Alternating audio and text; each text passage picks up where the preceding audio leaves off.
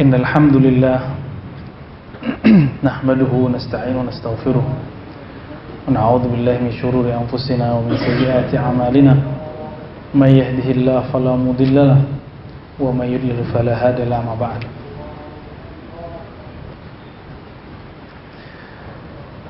Mari kita buka kajian kita dan baca surah Al-Fatihah. A'udzubillahi minasyaitonir rajim. Bismillahirrahmanirrahim. Iyyaka na'budu wa iyyaka nasta'in. Shiratal mustaqim. Shiratal ladzina an'amta 'alaihim. Baik sahabat yang muliakan Allah, di bulan lalu kita membahas tentang ajaibul qalb, keajaiban kalbu. Tapi keajaiban di sini berarti keunikan kalbu. Dan kita sudah membuka perkataan beliau yang mengatakan bahwa man arafa qalbahu arafa rabbahu. Siapa yang kenal kalbunya, kenal yang punya kalbu, yaitu Allah Ta'ala. Namun beliau mengatakan, ini pengakuan pengarang ya, wa aktsarun nas jahiluna biqulubihim wa nufusihim. Kebanyakan orang tidak kenal kalbunya dan dirinya. Maksud tidak kenal itu apa? Kalau dia kenal dirinya, kenal kalbunya, maka kebanyakan orang tidak akan menyia-nyiakan waktunya dengan kalbunya. Karena orang tidak mengenal kalbunya, akhirnya dia memberikan nutrisi untuk kalbu yang bukan bagiannya, bukan makanannya. Sehingga apa yang diterima oleh kalbu bukan menjadi nutrisi, tapi menjadi racun. Kalbu kita itu pengennya cuma satu, mendekat kepada zat yang maha satu. Lalu ketika dia tidak dibawa ke sana, maka dia akan tambah jauh ya. Kita membedakan antara ketenangan dengan kesenangan. Kalau ketenangan itu di kalbu, kalau kesenangan itu di nafsu. Kita mengira ketenangan itu sama dengan kesenangan. Nah, ini yang kemudian beliau katakan kebanyakan orang nggak paham ini. Nah, itu maksud beliau ya.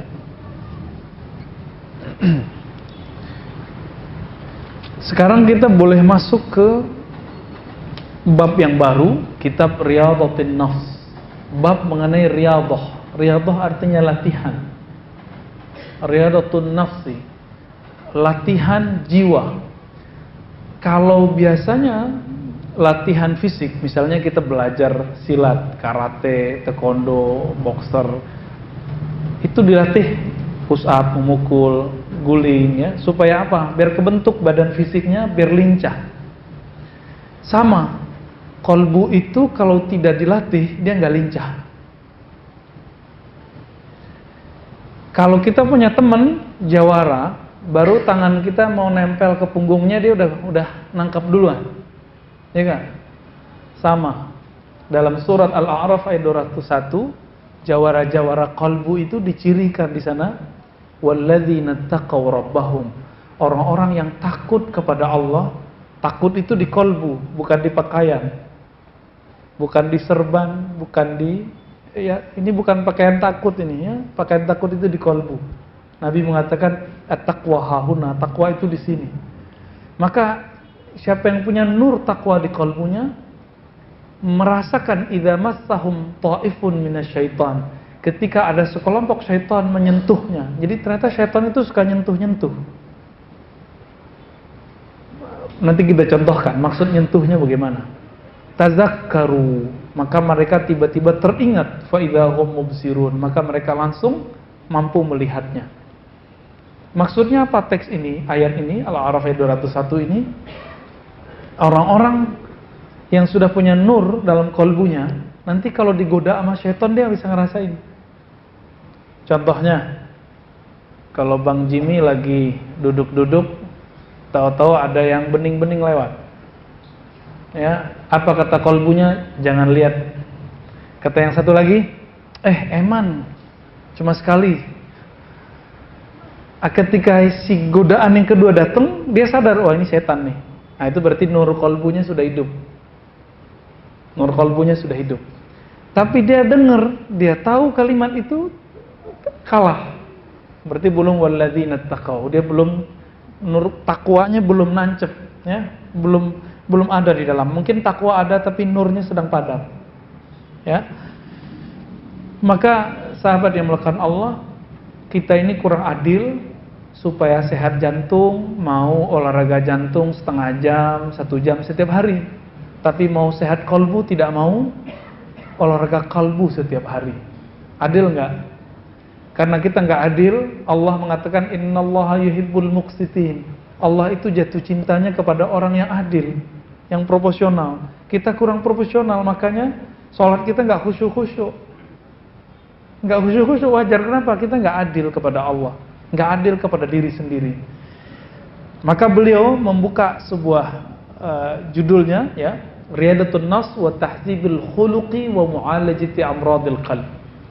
Bab latihan rohani, tahzibul khuluq, bukan khalq. Jadi ada tahzib itu artinya melatih, mendidik.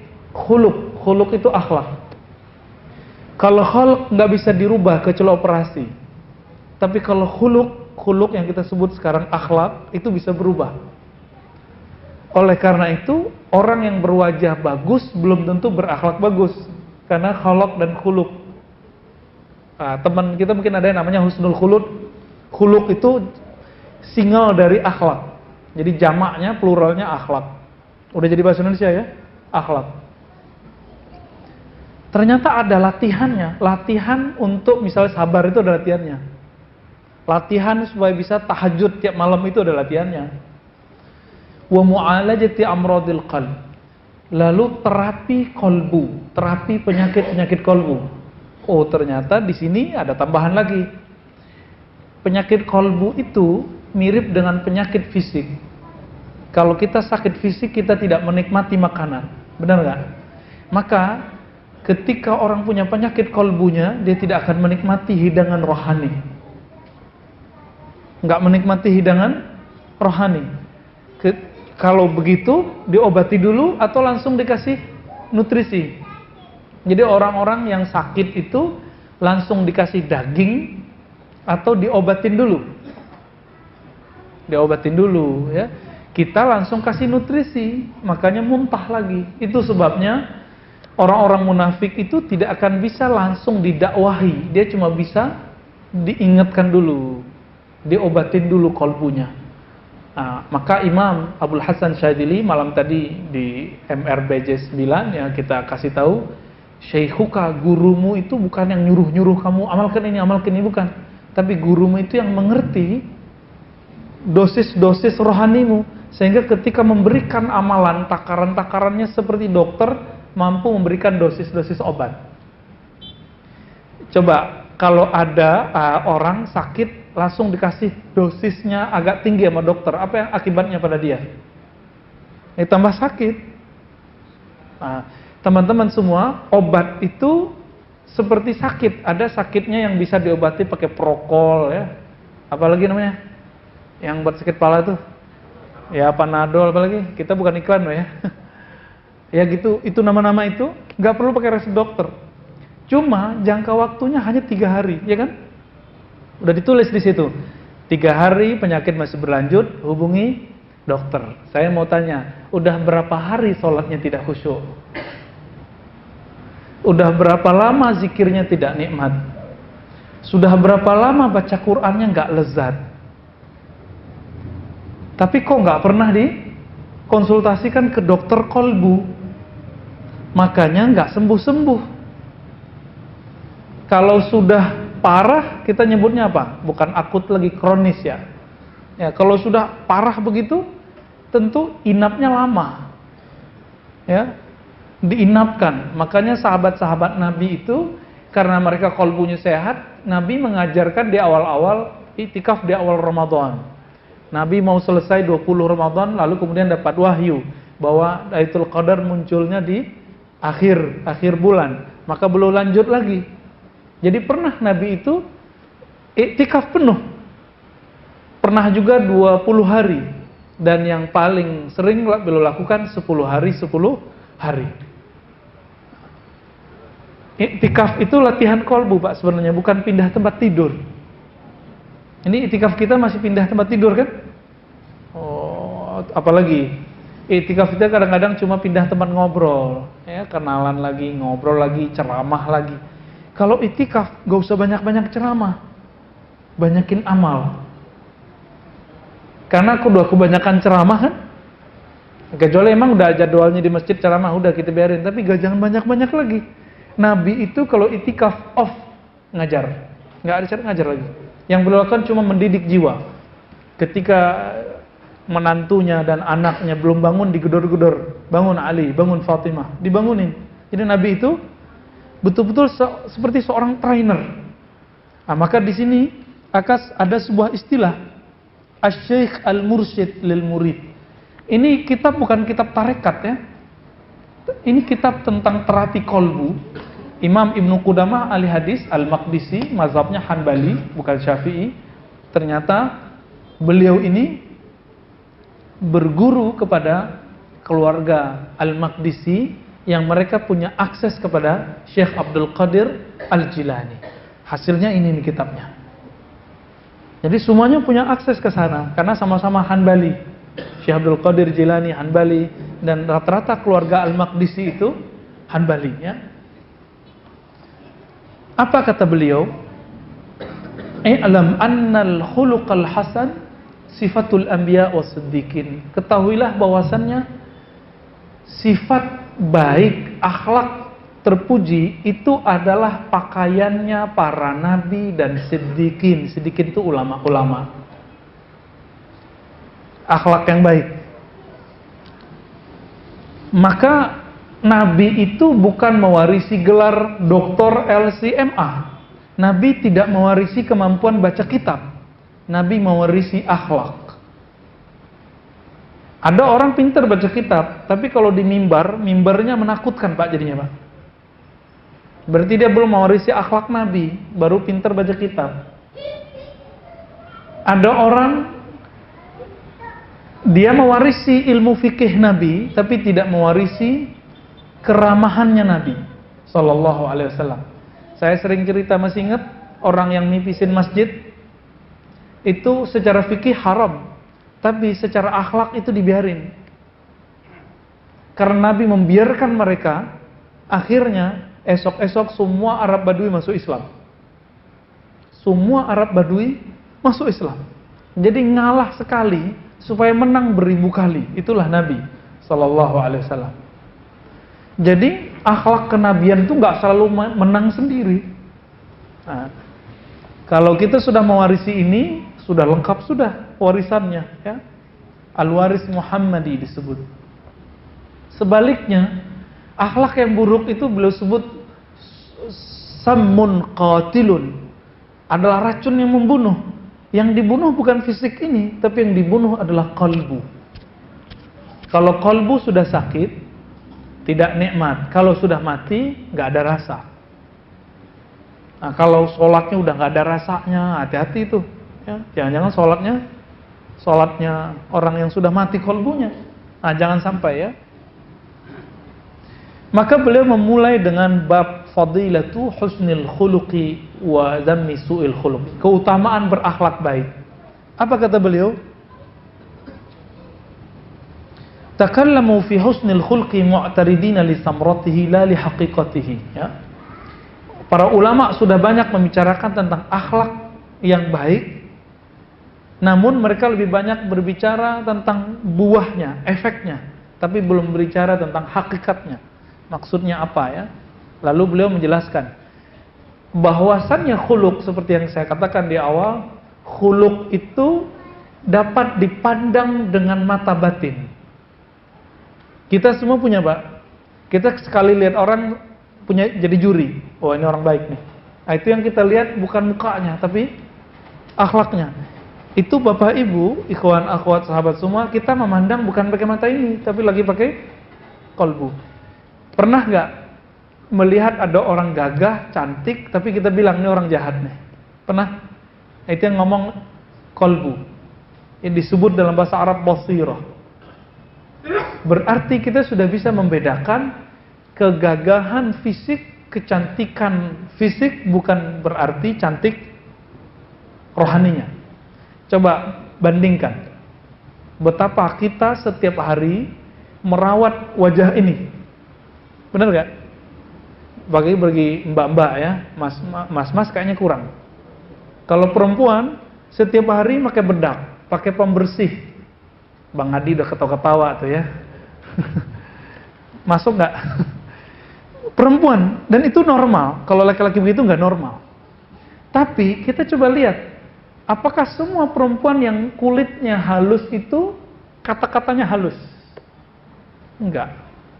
Apakah semua perempuan yang di bleaching apa tuh ya, putih, ada yang udah putih pengennya agak sawo mateng. Tapi ternyata walaupun halus kulitnya, cantik, rupawan, rupawati ya, ternyata pas dia ngomong kita kaget, belagu gitu. Ya. Pas kaget keluarnya kodok, ya. Pas kaget keluarnya ayam. Itu nggak cantik. Maka al-jamal jamalul qalb. Kecantikan itu adanya di kalbu. Bandingkan cantiknya Khadijah, Sayyidatuna Khadijah radhiyallahu taala anha dan Aisyah. Aisyah gadis nggak? Satu-satunya istri Nabi yang gadis kan cuma Aisyah. Artinya Nabi emang nggak pemburu gadis, Pak. Nabi itu dititahkan oleh Allah nikah, maka Nabi nikah. Jadi Nabi nikah itu bukan karena kehendak dirinya, tapi karena perintah dari Allah.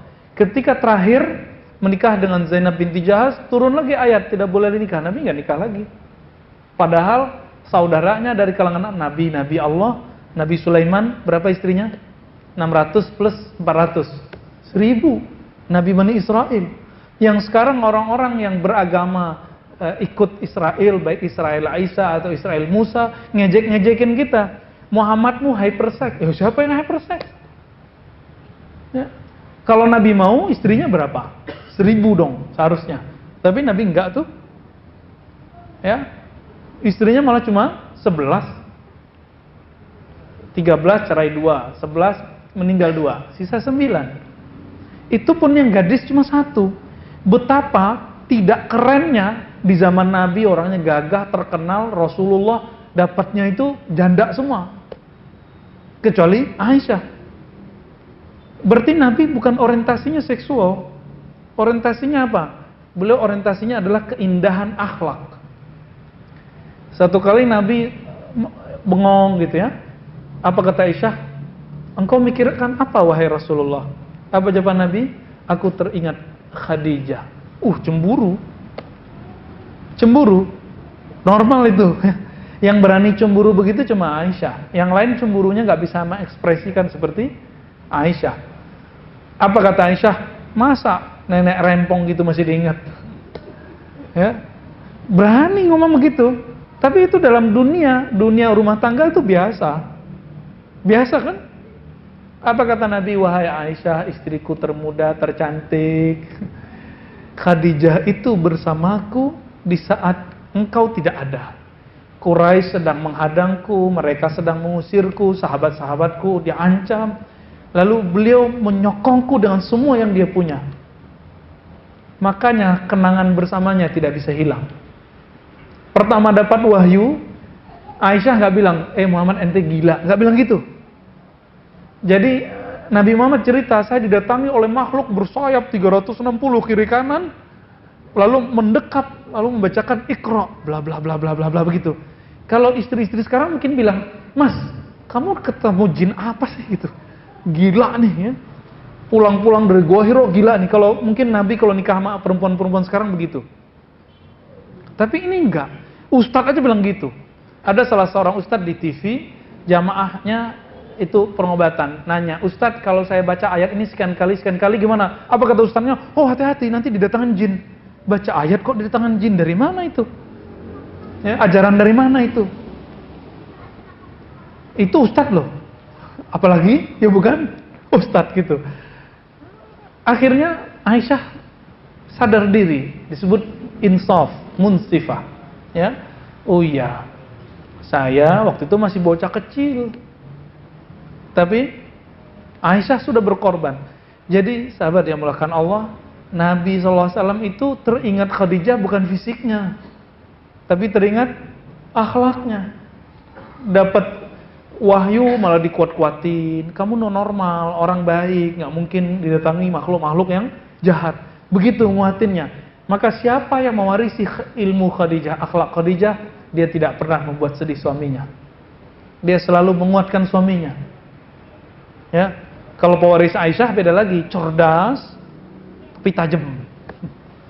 Perlu juga tuh ya. Maksudnya perlunya apa? Nambah? Bukan gitu ya. Udah ngeres aja ke sono ya.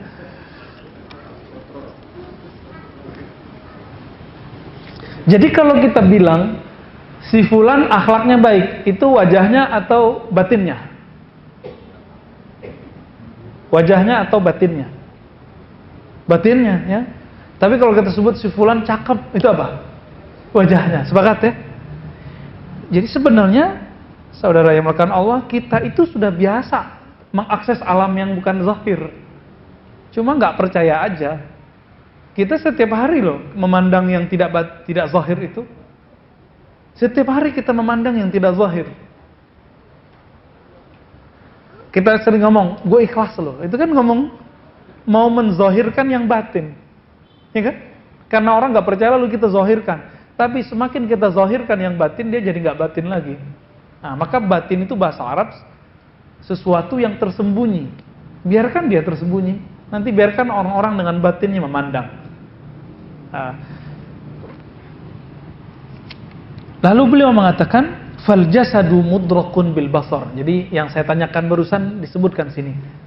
Maka kegagahan pada jasad dapat dilihat dengan mata fisik. Wan nafsu, kecantikan kegagahan dalam jiwa, mudrakatun bil basirah, dapat dipandang dengan basirah, dengan mata batinnya. Walikulli wahidatin minhuma hay'atun wa surah. Dan masing-masing itu punya rupa. Penyerupa. Coba ada orang gagah ketika dia marah, gagahnya gimana? Hilang. Ya. Ada cowok-cowok keren tapi tangannya begini deh, ya. Gimana kira-kira? Langsung nggak keren lagi. Ya, berarti dia punya masalah. Punya masalah. Apa yang paling mengejutkan saya di sini, di teks ini, belum bacain ayat, tulisin ayat, surat Shad 7172. Tapi penafsirannya ini yang bikin saya kaget. Surat Shad 7172. Ayatnya kalau dibaca, inni khaliqun, sesungguhnya aku menciptakan basyaran, manusia bashar. Bashar itu fisik. Jadi manusia itu terbagi dua. Satu sisi bashar, bukan bashar asad loh ya. Bashar itu sisi fisik. Mintin, dari tanah atau dari saripati tanah. Benar nggak? Antum makan yang dari tumbuhan? Bahkan hewan-hewan itu makan tumbuhan atau makan apa? Makan bulan. Makan tumbuhan ya. Jadi beda sama Superboy, Superman ya. Superman nggak perlu makan, dia cukup kena cahaya matahari. Ya. Nah, itu alam imajinatif itu. Lalu apa kata beliau? Ada ayat berikutnya bahwa di dalam diri kita ada sesuatu yang bukan dari tanah ini, bukan dari bumi. Antum itulah yang disebut alien.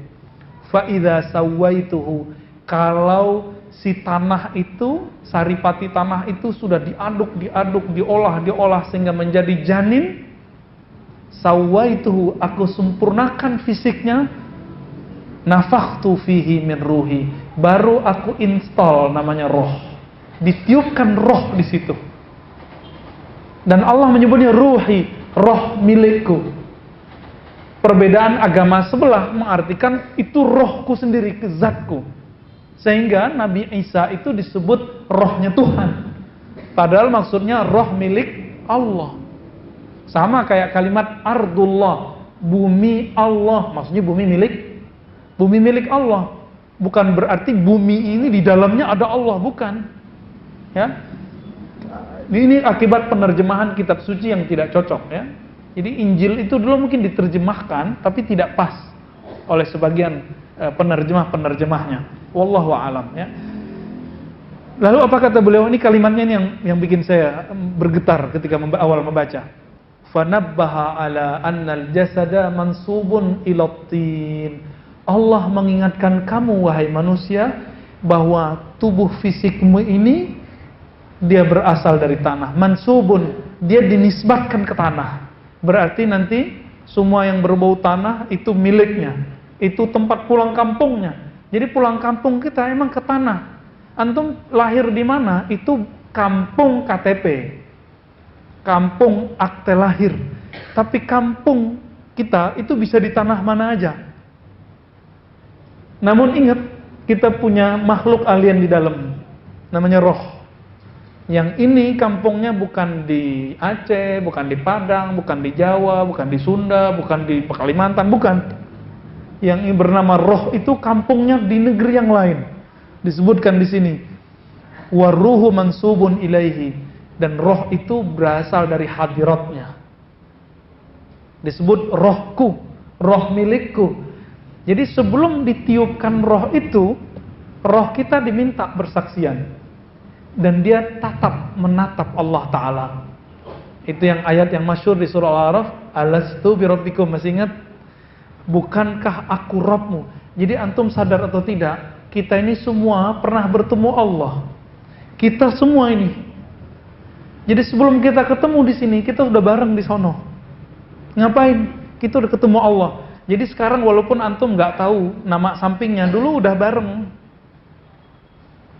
Dalilnya ini, kemudian hadis Nabi, innal arwah junudun mujannada, hadis Sahih Muslim. Roh itu dia berbaris-baris. Kalau dia kenal dia akan akrab, kalau dia nggak kenal dia akan menjauh. Hadis Sahih Muslim. Jadi kita udah ketemu sebelumnya. Cuma sekarang ada yang nggak hafal kan namanya. Tapi roh itu bentuknya lebih bagus dari tubuh fisik ini. Lebih ideal. Di saat itu, di alam roh itulah Allah memuliakan, memberi anugerah kepada semua roh, memandang kepada sumber roh. Jadi makna inna lillahi wa inna ilaihi raji'un itu jadi nggak serem sebenarnya. Coba terjemahin. Inna lillahi. Coba terjemahin. Sungguh kami milik Allah, ya kan? Maksud lainnya, kami berasal dari hadiratnya, dari alam roh yang kepunyaannya. Lalu kalimat berikutnya, wa inna ilaihi raji'un. Lalu kami nanti akan pulang kampung ke hadiratnya. Pengen gak pulang kampung? Pengen mati gak? Gak mau. Kalau pulang kampung mau. Maksudnya apa? Kalau saya biayain pulang kampung ke kampung fisiknya, pada seneng kali ya. Gratis kita bayarin tiketnya pada mau pulang nih kayaknya. Tapi kalau saya biayain pulang kampung ke alam sana, mau gak? Gak mau ya? Padahal gak bayar lah ya. Kok gak mau? Berarti kita belum kenal alam kampung rohani. Pulang kampung itu menyenangkan gak? Tunggu dulu. Kalau masih mahasiswa, masih siswa, pulang kampung mah enak. Di kampung udah ada yang nanggung. Tapi kalau sudah bermuka-muka begini nih, pulang kampung gak punya rumah di kampung, mau tinggal di mana? Pulang kampung gak pernah bangun kampung, malu. Pulang kampung dulu punya kasus di kampung, malu pulang. Pulang kampung tapi gak pernah nyapa-nyapa orang di kampung, berani pulang gak? Gak berani. Kawan kita ada, salah seorang udah 35 tahun gak pernah pulang kampung. Saya tanya, kok kamu gak pulang? Dalam hati aja dia jawab ya. Tapi mukanya udah menjawab, saya udah tahu. Ah, malu gitu. Mukanya langsung malu. Gimana mau saya pulang kampung? Saya gak pernah buat apa-apa di kampung, gak pernah kirim apa-apa ke kampung, gak pernah nyapa orang kampung, gak punya tanah di kampung, gak punya rumah di kampung. Jadi antum itu sebenarnya kalau mau pulang kampung itu akan seneng, pede kalau pulangnya pakai Fortuner atau Alphard gitu ya. Kalau pesawat yang VIP. Jadi kalau orang tanya, naik apa dek? Nggak naik kapal, apa tuh, kapal yang pakai pisang itu. ya itu, nggak pakai kapal getek itu ya. Tapi pakai apa? Pakai pesawat Garuda. Wih, pesawat batik. Kalau yang nggak bawa dikit teman, Lion gitu ya. Udah siap-siap kayak angkot di atas tuh ya. Muter-muter dulu baru turun. Kita kemudian bangga dengan kendaraan yang kita naiki. Tapi lebih bangga lagi, ini mohon maaf ya, yang paling senang pulang pakai kendaraan itu orang mana? Pakai mobil. Itu orang kampungnya Ustadz Sandy ini ya. Baru beli Avanza bawa pulang langsung. Beli Karimun aja bawa pulang. Apalagi punya Alphard bawa pulang itu ya semua. Kenapa? Pengen nunjukin ke orang kami jadi tren ya. Bapak ibu saya kan bilang, nah pulang tuh jangan pakai pesawat mulu, pulang tuh bawa mobil. Saya mikir capek pakai mobil. Tapi itu bagi orang tua membahagiakan. Sampai sekarang belum pernah pulang pakai yang kuda roda 4 ya, kuda Jepang itu ya. Kuda logam mah, kuda besi apa sih namanya. Belum pernah. Karena bagi saya untuk apa sih gitu. Enggak penting amat sih gitu. Tapi bagi orang tua itu membanggakan. Maka teman-teman semua, ini mirip. Mau pulang kampung disambut pede bahagia enggak? Apa kata Nabi? Mau bikin rumah villa di kampung rohani? Nabi mengatakan, man shalla isnatai asyrata raq'atan. Siapa yang sholat 12 rakaat setiap hari, banallahu lahu baitan fil jannah. Allah bangunkan satu istana di surga, satu villa di surga. Mau? Jadi sholat sunatnya jangan kurang di luar tahajud nih ya. Di luar tahajud kita punya 12 rakaat. Itu yang disebut rawatib. Kalau nggak bisa kejar sunat rawatib, ya kejar di duha. Nggak bisa di duha, ya di sholat sunat mutlak. Masih ingat Ali Zainal Abidin bin Husain, anak Husain, itu karena dia ditahan tahanan rumah, nggak boleh keluar, kerjanya cuma zikir, sholat. Berapa rakaat dia sholat setiap hari? 1000 rakaat. Coba bagi 12, sudah berapa tuh? 120 ya? 120 villa tiap hari. Gila itu ya. Itu tajir banget tuh. Kalau pulang, maka Nabi mengatakan, ini level anak-anaknya Husain. Nabi mengatakan, Husain sayyida syababi ahli jannah. Husain itu ayahnya Zainal Abidin adalah pemimpin pemuda-pemuda yang masuk surga. Kabar gembiranya antum yang sudah ubanan, yang sudah keriput, yang sudah ompong, itu nanti jadi pemuda semua. Dan pemimpin kita bernama Husain, Hasan. Ya. Anaknya Husain setiap hari berapa? 1000. Gimana kalau Husain itu saya nggak tahu. Husain itu satu nafasnya naik itu sudah zikir, turun zikir lagi, nggak pernah lupa kepada Allah. Itu Husain. Kita sholat aja lupa kepada Allah. Gimana mau bangun? Jadi udah bangun rumah di surga, tapi keropos, baru 3 hari runtuh.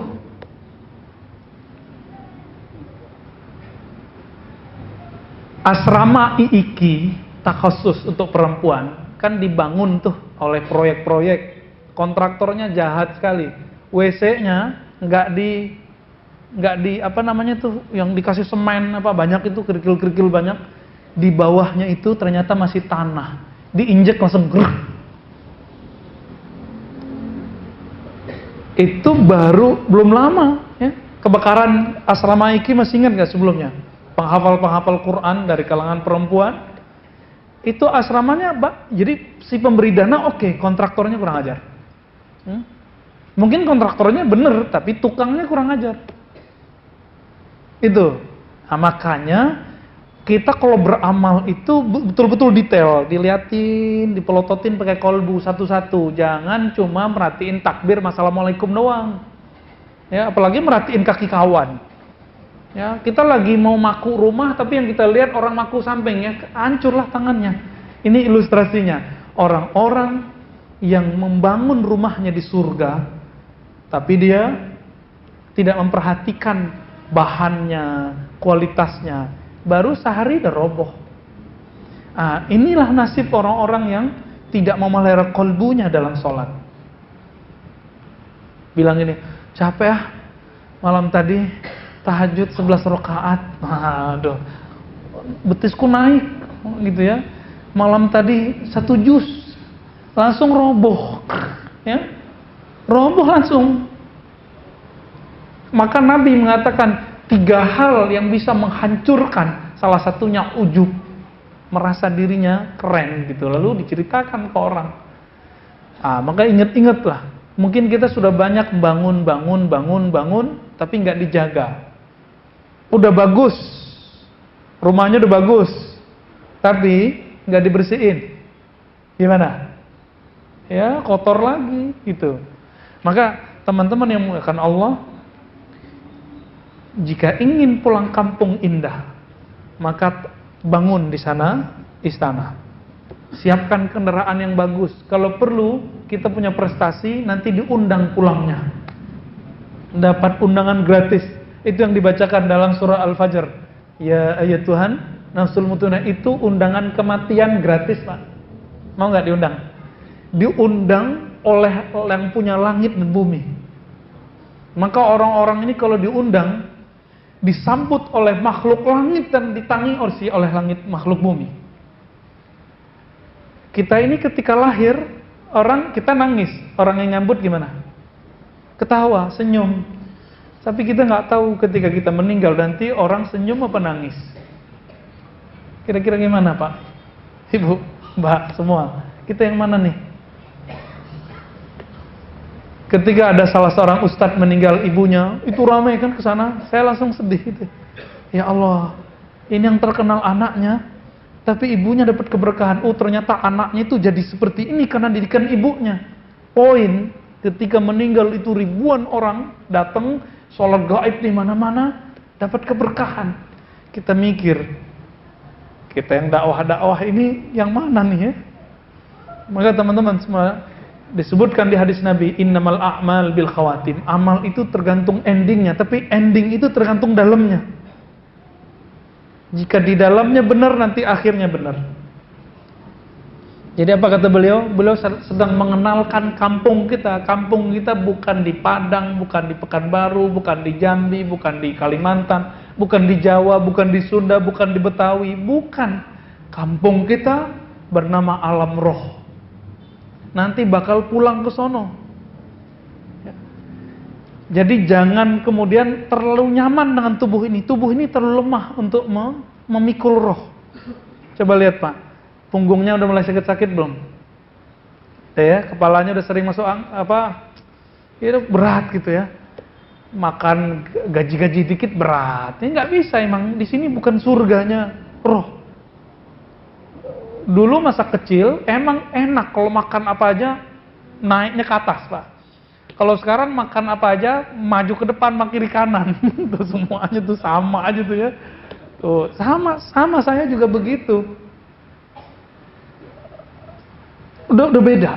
Jadi ternyata tubuh ini punya masa, punya limit untuk berkembang. Selebihnya seharusnya kita mengembangkan roh. Tetap kita makan, minum, puasa, dan segala macamnya. Tapi kita mengembangkan roh. Maka kita kasih rumus. Setiap kali jatah fisik dikurangi, maka jatah rohani bertambah. Contoh, kenapa dalam Islam ada puasa? Supaya orang punya ketajaman kalbu, rasa empati terhadap orang susah. Itu rahasianya. Jadi puasa Daud, puasa bukan untuk sakti. Puasa Daud, puasa Ramadan, puasa Senin, Kemis, itu supaya kalbu kita bisa merasakan kesusahan orang. Itu yang disebut ahli makrifat. Bukan yang bisa bica hati orang itu, Pak. Itu mah tukang gosip itu ya. Sok tahu baca hati kita. Itu untuk apa?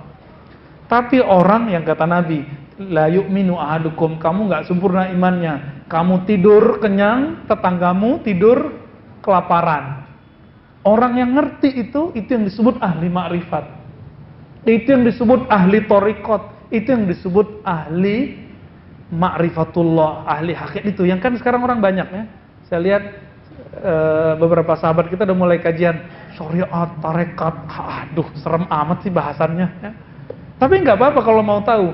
Sebenarnya puncak hakikat itu bukan ngawang itu enggak. Tapi ketika dia mulai berpikir tentang alam kiri kanannya. Ini yang dialami oleh pendiri Jamaah Tabligh Maulana Ilyas, pendiri Ikhwanul Muslimin, pendiri NU, pendiri Muhammadiyah. Dulu mereka sibuk sendiri, sibuk sakti sendiri, sibuk pinter sendiri. Apa kata Hasan Al-Banna? Ya. Saya belajar thariqat Hasafiyah, cabang dari Syadziliyah. Tapi orang thariqat itu sebagian, nggak semua, sibuk sama dirinya, tidak pernah mau memikirkan kiri kanan sampingnya. Akhirnya dibuat gerakan Jami'iyah Hasafiyah, lalu diganti jadi Ikhwanul Muslimin. Dalam setahun punya cabang 300, baru setahun. Gerakannya betul-betul ya seperti NU di Indonesia dan Muhammadiyah, betul-betul persis sama. Dan mereka sama-sama Syadziliyah. Hadratus Syekh Hasyim Asy'ari rahimahullah itu Syadziliyah sama. Kita punya sanadnya dan kita lihat, oh Syadziliyah toh, ya.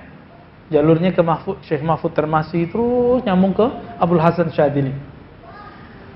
Mereka itu ketika tajam ma'rifatnya, tajam ilmu baca kitabnya, bukan untuk diri sendiri, memperkaya diri sendiri, justru berbagi kekayaan ilmu dibagi-bagikan, harta dibagi-bagi semua.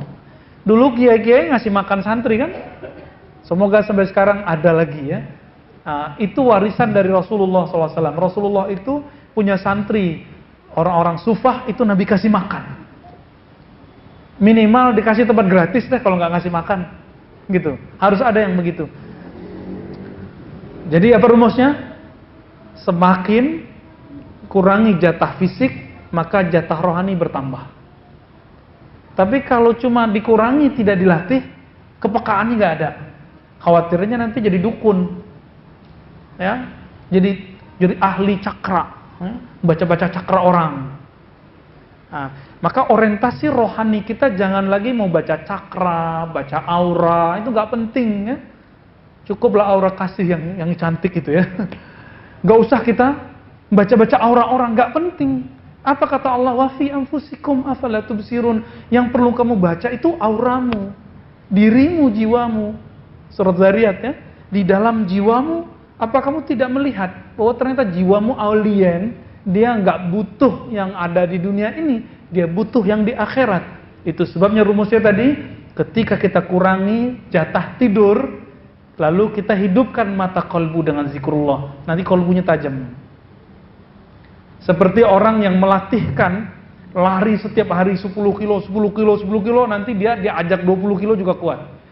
Tapi nanti di padang mahsyar kan nggak bisa tidur, nggak ada tidur lagi. Ya? Nah, ini bagian akhir. Kalau kita nggak terbiasa bangun malam hari sekarang, nanti kita kelelahan di sana, Pak. Saya tutup dengan sebuah hadis Nabi bersabda, "Aktsarukum jau'an yaumal qiyamah, aktsarukum syaba'an fid dunya." Orang yang terlalu banyak ngasih porsi untuk perutnya di dunia adalah orang yang paling lapar di akhirat. Orang yang banyak tidur di dunia, orang yang nanti paling lelah nanti di akhirat. Jadi saya mengimbau, mari bangun malam nanti ya. Bangun. Kalau ketinggalan qadha. Jadi Nabi pernah mengqadha salat sunatnya. Nah, ini bagian pertama dari latihan jiwa. Mari latih ntar malam, latih itu pagi, semoga bulan depan sudah ada hasilnya ya. Wassallallahu ala nabiyina Muhammad. Assalamualaikum warahmatullahi wabarakatuh. Nanti mau ada tanya jawab? Apa cukup?